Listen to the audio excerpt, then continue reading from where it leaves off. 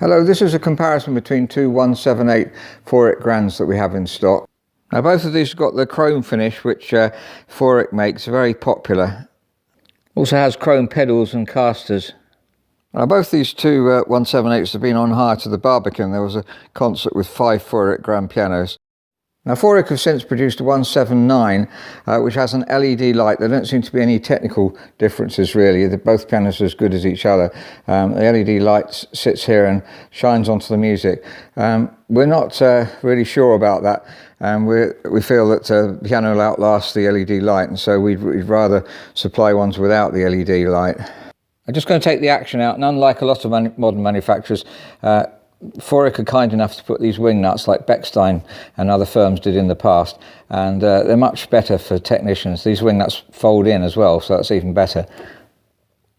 Having said that, Feurich also have this extra screw nuts here, which is totally unnecessary really, and maybe in transport it could be a little bit useful, but from our experience this nut can be removed. If you're a technician, don't worry about that.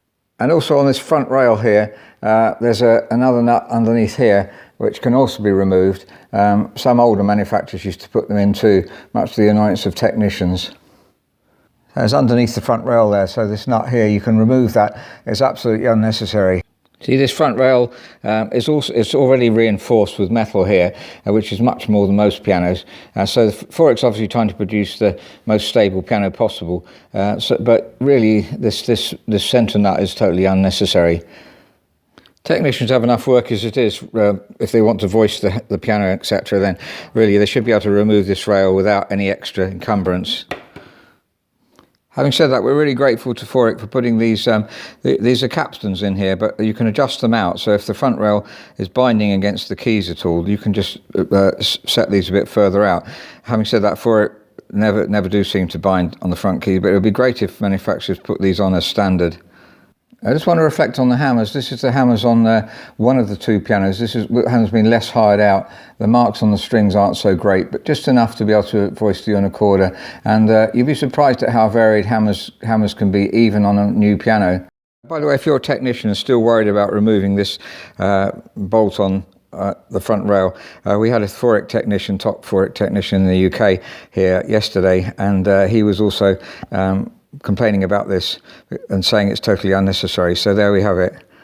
Now this Feurich, which went out to the Barbican, both of them did, has been used a bit more. You can see by basically the discoloration of the hammers at the top, though there's no real indentation, but it's been played more times. The case is also slightly soiled, so this can be obtained from us cheaper. We use it as our hire piano at the moment, and you can see the action's just as it was originally. But having said that, the Feurich technician who came has also done some fine regulation, and we do fine regulation to improve. There's no end to how much fine regulation you could do on any grand, and obviously the really expensive grand pianos is to spend weeks literally getting all the regulation. That's this drop screw here, the set off down here.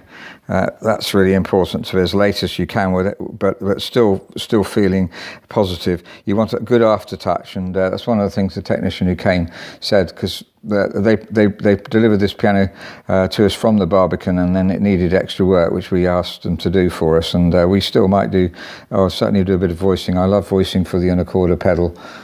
So that's a brief look at two Feurich 178 grand pianos. That's about 5'10" long. They've both been on hire to the Barbican. The other one looks pretty perfect cosmetically, but this one's been on hire a few times more, so it can be attained less expensively from us if you like. We believe it's the best grand piano for its price on the market, and we also refine them ourselves to get them touch and tone as sensitive as possible. Especially for soft playing, it's really useful to have a little bit of extra regulation. Often the difference between a top quality piano and a mediocre one is the amount of regulation, amount of time you've spent toning it and voicing it, and you can then play very sensitively. We also like to voice for the unicorda so that there's maximum contrast. We've got a bit more to do on this one still, but it's a really superb piano. Plays very sensitively and also got a lot of power to it.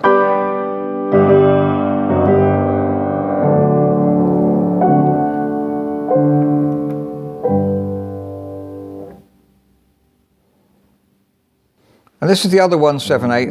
As I mentioned, there is a 179, which really technically doesn't seem to be improved at all, but it has got this LED light, which we're a bit concerned about, perhaps unnecessarily so, but we do feel that the piano's got very much longevity and we're wondering about the LED light. Anyway, this one, the hammers are voiced slightly differently on this one, so there's a bit of a slightly more mellow sound. I'm not sure if that's the right word to describe it, but it's just slightly different. I'm sure it'd be really hard to pick up on the video. But both are excellent pianos. This one we're just going to refine a bit more on the touch, I think, before it goes out. But this one cosmetically, although it's been hired out to the Barbican, is perfect. You wouldn't know it had been hired out, so that's great. But I want to encourage you to, if you want a grand this size, to consider the Feurich. It's a wonderful piano. Certainly we've sold many of them and can thoroughly recommend them.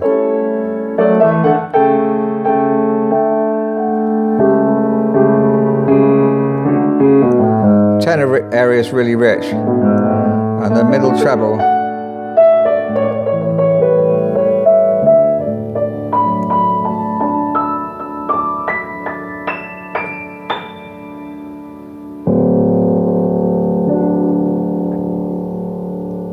Thank you very much for listening.